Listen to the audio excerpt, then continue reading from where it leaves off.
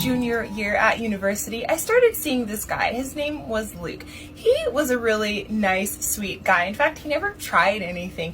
The most we ever did was kiss. He was so nice. I remember picking him up from the airport once, and he had a bouquet of flowers for me. Just a really sweet guy. One day, he picked me up from my house. I lived with my parents at the time, and took me on a date. I also was a very good kid. I was very studious, and I never ditched class. Even in high school on senior ditch day, when all of the teachers were expecting seniors not to be in class, I refused to ditch, even though my mom insisted I should, just to have fun, because I didn't want to miss out on anything. It was totally unnecessary, but that's how I was. But by this point in college, I had decided, you know what?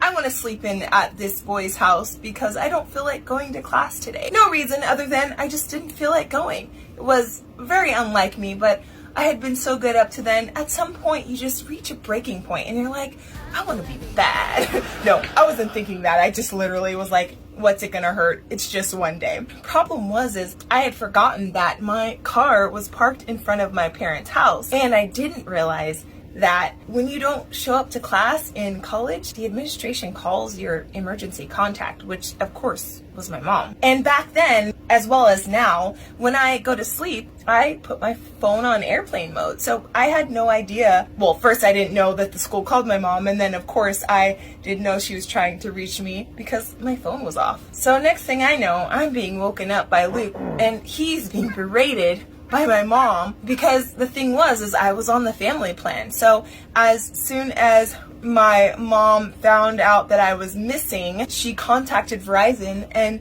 was able to get the number of the person who I was last in contact with, who was Luke. So I wake up to hear him on the phone with my mom. She's asking him, who are you? Where's my daughter? What's going on? And he hands me the phone. I embarrassingly have to explain, I am so sorry. I just didn't feel like going to class, so I didn't, and I did not mean to scare you.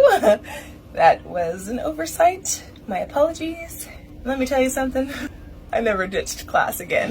Now, back to Luke. He was such a good guy that probably a couple months later, he ended up breaking up with me. Reason being, his mom didn't want him to date me because I wasn't part of their religion. Turns out I wasn't the only good kid who had strict parents.